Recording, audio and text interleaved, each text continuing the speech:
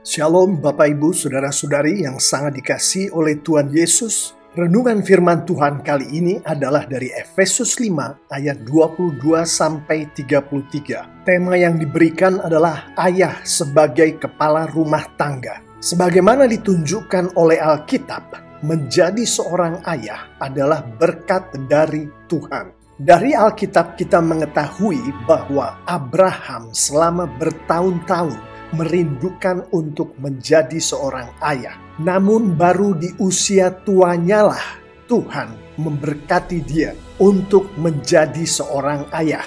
Dari Alkitab kita juga mengetahui bahwa Tuhan menghendaki seorang laki-laki menjadi seorang suami yang syah dari seorang istri terlebih dahulu, baru dia bisa menjadi seorang ayah. Alkitab juga menunjukkan bahwa seorang ayah adalah imam dari keluarga, adalah kepala dari rumah tangga.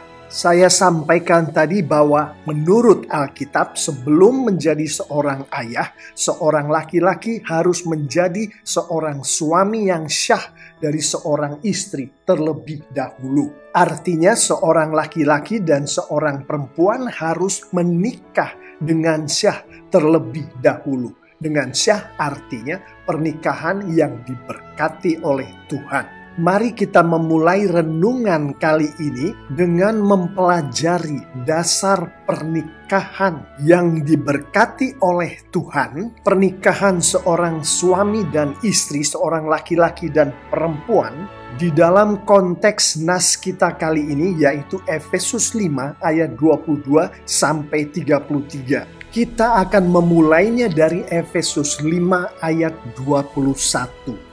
Dan rendahkanlah dirimu seorang kepada yang lain di dalam takut akan Kristus. Ayat 21 ini adalah landasan hubungan antara sesama anak Tuhan, yaitu saling merendahkan diri seorang kepada yang lain dan takut akan Kristus.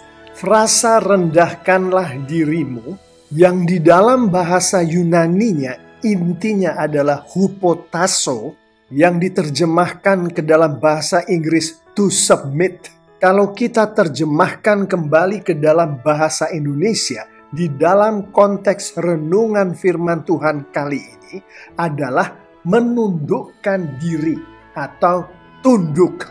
Sehingga landasan yang pertama tadi menjadi saling tunduk seorang kepada yang lain. Sebentar lagi kita akan melihat bahwa Efesus 5 ayat 21 ini adalah landasan untuk menafsirkan Efesus 5 ayat 22 sampai Efesus 6 ayat 9. Satu ayat lagi yang adalah landasan untuk menafsirkan Efesus 5, 22 sampai Efesus 6, 9 adalah Efesus 6 ayat 9. Ingatlah bahwa Tuhan mereka dan Tuhan kamu ada di surga dan Ia tidak memandang muka.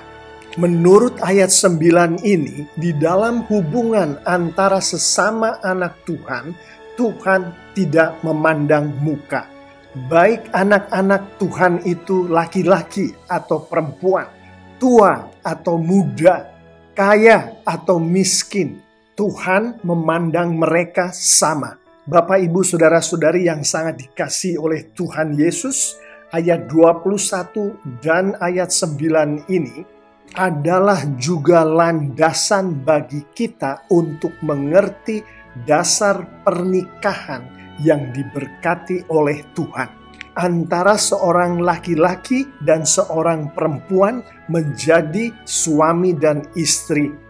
Efesus 5 ayat 22, hai istri, tunduklah kepada suamimu seperti kepada Tuhan, adalah salah satu dasar hubungan antara sepasang suami dan istri yang adalah anak Tuhan di dalam pernikahan yang diberkati Tuhan. Berdasarkan ayat 21 tadi, secara tersurat dan tersirat, ayat 22 ini menunjukkan istri tunduklah kepada suami. Istri takutlah akan Kristus. sebagai dua dasar pernikahan yang diberkati Tuhan. Dan dengan melihat ayat 21 dan 22 ini secara bersamaan, firman Tuhan menunjukkan kepada kita bahwa suami pun tunduklah kepada istri sebagai salah satu dasar dari pernikahan yang diberkati Tuhan. Demikian pula dengan takut akan Kristus atau takut akan Tuhan. Istri takutlah akan Tuhan, suami takutlah akan Tuhan adalah juga dasar pernikahan yang diberkati Tuhan. Setelah kita mempelajari dasar-dasar pernikahan yang diberkati Tuhan di dalam konteks Efesus 5 ayat 22 sampai 33 ini, mari kita sekarang melihat hal ihwal ayah sebagai kepala rumah tangga. Di ayat 23, karena suami adalah kepala istri, sama seperti Kristus adalah kepala jemaat. Dialah yang menyelamatkan tubuh. Di ayat ini dengan jelas kita melihat bahwa firman Tuhan menyamakan suami dengan Kristus, istri dengan jemaat. Suami adalah kepala istri.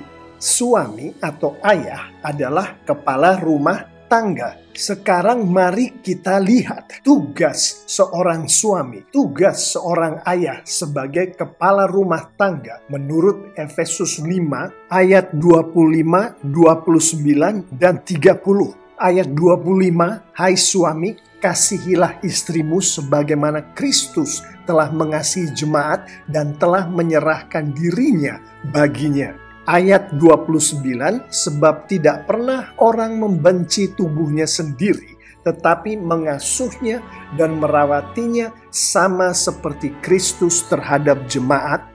Dua ayat ini menunjukkan dengan jelas bahwa tugas seorang suami, seorang ayah sebagai kepala rumah tangga termasuk mengasihi istri dan anak-anaknya, mengorbankan dirinya untuk istrinya dan anak-anaknya, mengasuh dan merawat istrinya dan anak-anaknya, seperti yang dilakukan oleh Kristus kepada jemaatnya. Mengapakah tugas suami, ayah sebagai kepala rumah tangga adalah demikian? Ayat 30 menunjukkan kepada kita karena suami, istri, dan anak-anak adalah anggota tubuh Kristus. Sebagai sesama anggota tubuh Kristus, anggota daging Kristus, anggota tulang Kristus, sudah selayaknya lah seorang suami melakukan tugas-tugas tadi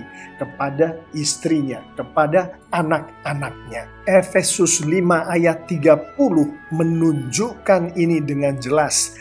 Karena kita adalah anggota tubuhnya. Bahasa Inggrisnya lebih detail lagi.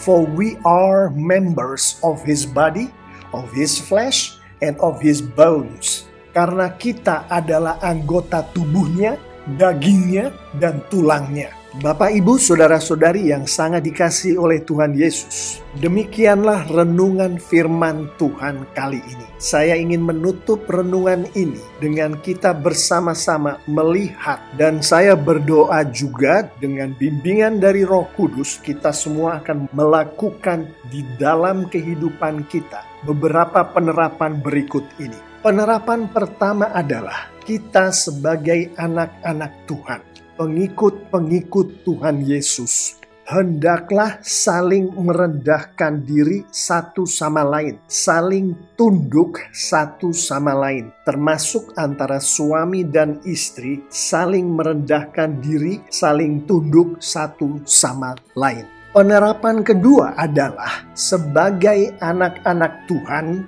hendaklah kita sungguh-sungguh takut akan Kristus. Artinya kita sungguh-sungguh mengikuti firman Tuhan yang ada di dalam Alkitab. Apa yang Alkitab katakan lakukan, maka dengan takut kita melakukan itu. Apa yang Alkitab katakan jangan lakukan, maka dengan takut kita tidak melakukan apa yang Alkitab katakan jangan lakukan. Demikian pula lah di dalam hubungan antara suami dan istri. Hendaklah suami takut akan Kristus, akan Tuhan. Hendaklah istri takut akan Tuhan. Hendaklah suami dan istri kedua-duanya melakukan perintah-perintah Tuhan sesuai dengan apa yang ada di firman Tuhan di Alkitab dengan takut akan Tuhan.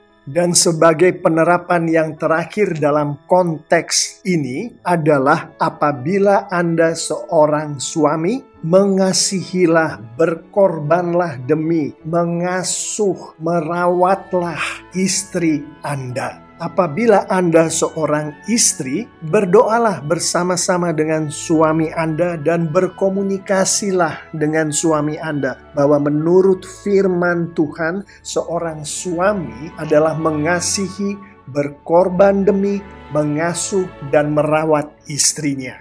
Apabila Anda seorang anak, maka berdoalah bersama-sama dengan ayah dan ibu Anda dan berbicaralah kepada ayah Anda bahwa menurut firman Tuhan, seorang ayah adalah mengasihi, berkorban demi, mengasuh, dan merawat istri, ibu, dan anak-anaknya. Dengan anak-anak Tuhan, murid-murid Tuhan Yesus, yaitu kita semua, melakukan firman Tuhan yang baru saja kita renungkan ini, yaitu antara lain dengan melakukan penerapan-penerapan yang baru saja kita bicarakan ini, maka saya mengimani Tuhan kita dipermuliakan. Dan sebagaimana disampaikan melalui firman Tuhan, melalui Alkitab, anak-anak Tuhan yang memuliakan Tuhan, termasuk si suami atau ayah, si istri atau ibu, si anak-anak akan diberkati oleh Tuhan dengan luar biasa. Amin.